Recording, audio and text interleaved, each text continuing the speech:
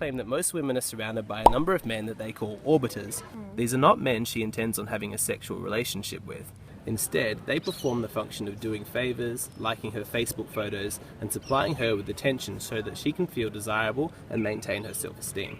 Most orbiters think they have a chance for a romantic relationship with a girl, and they will spend a long time trying to prove to her that they are a worthy partner.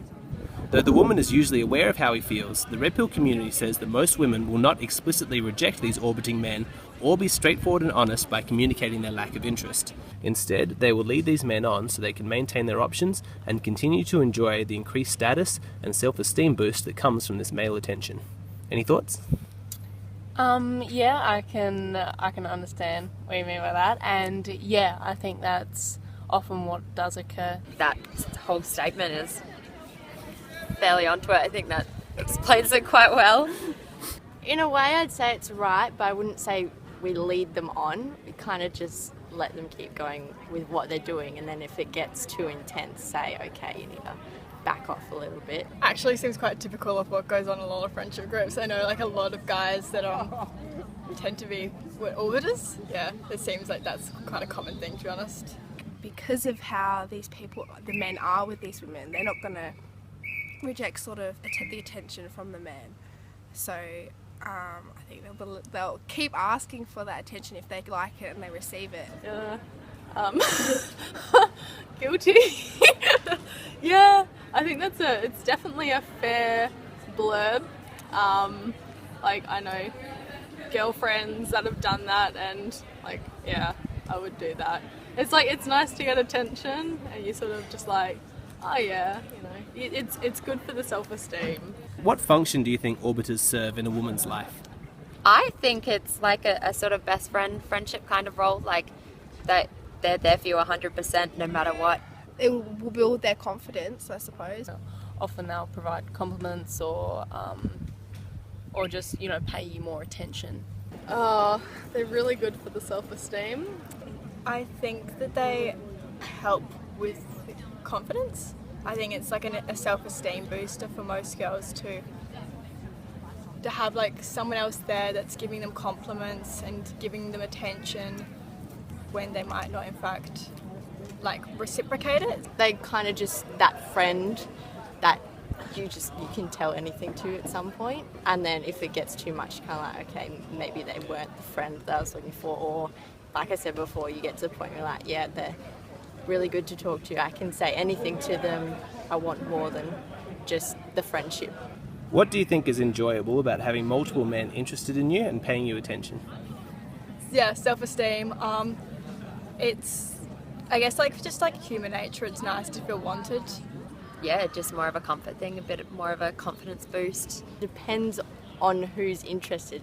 If they're kind of weird and creepy and get into your personal space, then it's not enjoyable. I think it would be a good thing and a bad thing at the same time.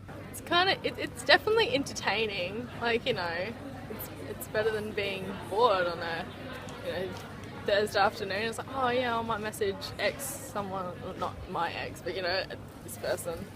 They think, you know, you're more important or that you're more special than the person next to you. Kind of just knowing that, oh, you're not just, you know, a sheep in a mob. Why do you think women aren't honest with orbiters about their lack of romantic interest? I don't think it's a very nice thing to have to sort of tell someone that you're not interested, or it's just an uncomfortable situation. I guess you don't want to hurt their feelings by saying no straight up. Yeah, so I think you just kind of keep them in the friend zone to not hurt their feelings. Oh, because they probably don't know themselves that like there's someone there able to fulfill that, but you can't recognise it, so you just sort of avoided it and become avoidant to it. So probably to maintain their interest. So as soon as they find out that you're not interested in that way, they're probably more likely to showing you attention because there's no end goal. I guess that like in certain circumstances you feel as though that they're only your friend because they're interested in you. So like I know there's people in the past that like, you know, he's only sticking around and stuff like that because he thinks that I'm going to get with him, but like the girl might actually just see him as a really good friend and someone that she can talk to and someone that's always there for her. For me, it's definitely out of fear that I'm going to lose a friend. And so, like, I sort of, in my mind, it's like I'd rather string them along and still have the friend than, you know, tell them the truth and then them not want to be a friend. Do you think that it's wrong to lead someone on just so you can enjoy the attention and feel desirable? Yes, it's wrong. I think it is wrong, but still, women do it. I know they do it. I do, and a lot of the time, like, I feel really guilty. Absolutely. I don't think anyone should be led on. I think it's really detrimental to just everything about a person. That's such a hurtful thing to have to experience. I think it's awful. I've known guys that have felt really led on for like a long time. One of my friends was led on for over a year. If you're using them, then that is bad. If you just don't realise you're leading them on and just want to be friends, then I don't know if anyone's really at fault there. It's kind of just miscommunication.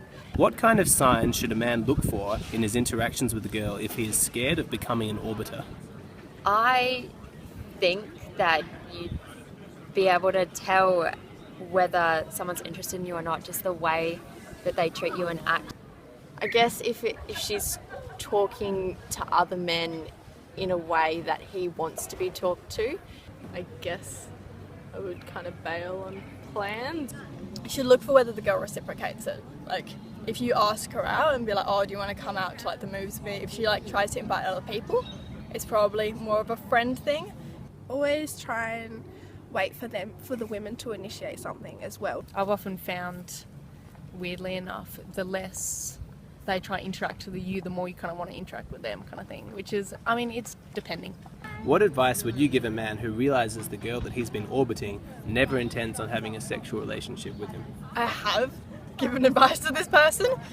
Maybe if they're not going to have that sexual relationship initially, still continue with what you were doing or how you were before, and then see if it progresses into something like that. The person I'm dating at the moment was a boyfriend's roommate, which I never saw in any light whatsoever.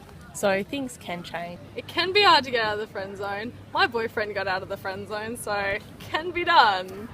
Stick with the friendship, and you never know what it might turn into. I mean, if you've been friends for years and then years later, like 2 years later, she falls out with whatever guy she's dating, you can always be there to kind of pick up the pieces, which sounds kind of corny and like movie style, but you never know. Just get out of there. If you think that that's the situation, you just got to try your best to not get deeper into that and not get used. And like, honestly, I've talked to him about it, and his like confidence, his happiness has just skyrocketed since, because he wasn't so wrapped up in just trying to like pursue one person and like be constricted to like always trying to make time for that person whenever they wanted it.